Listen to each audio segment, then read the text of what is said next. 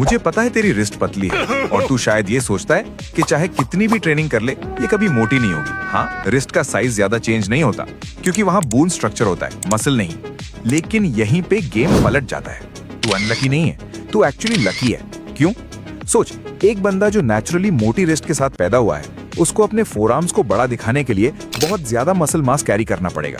लेकिन तेरी रिस्ट छोटी है, इसका मतलब थोड़ा सा मसल ऐड करेगा तो तेरा फोरआर्म विजुअली ज्यादा बड़ा लगेगा। मतलब तू फास्टर एस्थेटिक लुक अचीव कर सकता है। अब मिरर वाला सीन इमेजिन कर। जिम में पंप आया हुआ है, बाइसेप्स टाइट लग रहे हैं, चेस्ट फुल लग रही है, लेकिन जैसे ही टी शर्ट पहनता है सडनली लगता है जैसे कभी लिफ्ट ही नहीं किया। प्रॉब्लम क्या है? फोरआर्म्स अंडर डेवलप्ड हैं। बाइसेप्स कवर हो जाते हैं, चेस्ट कवर हो जाती है, एब्स तो वैसे भी छुप जाते हैं, लेकिन फोरआर्म्स हमेशा विजिबल। इसलिए फोरआर्म्स रियल चीट कोड है, बिल्कुल थिक नेक की तरह, इंस्टेंट स्ट्रेंथ सिग्नल।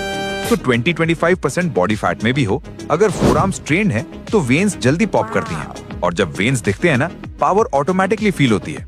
एक स्ट्रॉन्ग हैंडशेक का इम्पैक्ट अलग ही होता है। अब सिर्फ एस्थेटिक्स की बात नहीं करते, परफॉर्मेंस की बात करते हैं। तो बैक डे पे है, पुलअप्स मार रहा है, रोज कर रहा है, फिर अचानक ग्रिप स्लिप होने लगती है, फोरआर्म्स जलने लगते हैं, बैक फेल होने से पहले सेट खत्म।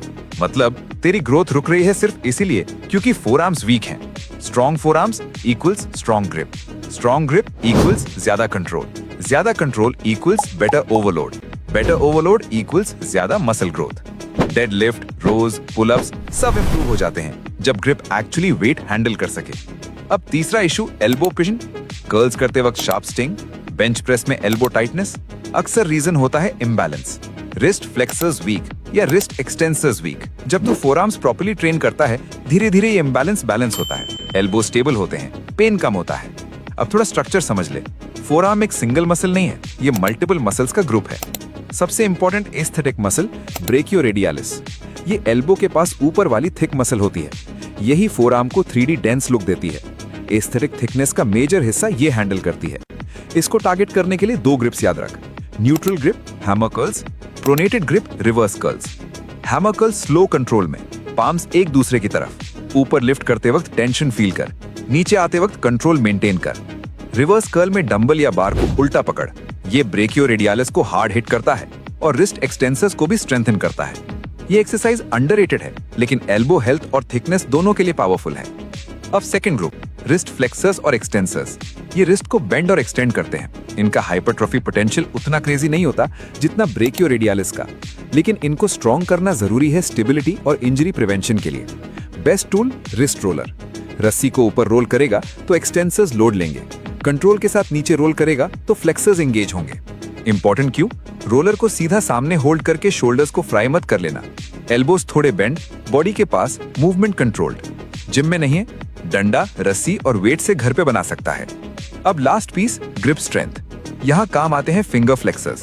ये मसल साइज विजुअली ज्यादा चेंज नहीं करते, लेकिन स्ट्रेंथ ड्रामेटिकली इंप्रूव करते हैं। हैंड ग्रिपर्स दिन में कहीं भी यूज कर सकता है। डेड हैंग, किसी बार को पकड़ और कंट्रोल लटक। फैट ग्रिप्स, बार को मोटा बना दे, हर रेप ग्रिप चैलेंज बन जाता है। राइस बकेट ट्रेनिंग, हाथ चावल में डाल के ट्विस्ट कर, स्क्वीज कर, open close movements. Simple but effective. अब सिंपल स्ट्रक्चर्ड स्प्लिट दे देता हूँ। Workout A, 4 sets hammer curls, 10 to 15 reps, 3 sets wrist roller up, 3 sets wrist roller down, 2-3 sets dead hang या gripper work। वर्कआउट बी में hammer curls की जगह reverse curls, बाकी structure same. Beginner हो तो week में 2 बार, रिकवरी स्ट्रॉन्ग हो जाए तो 3 से 4 बार। फोरआर्म्स फास्ट रिकवर करते हैं, लेकिन ओवरयूज मत कर, फॉर्म कॉम्प्रोमाइज मत कर। Full range of motion, control tempo, constant tension और सबसे important consistency. Genetics limit set करती है, लेकिन कंसिस्टेंसी डिसाइड करती है कि तू कितना क्लोज जाएगा।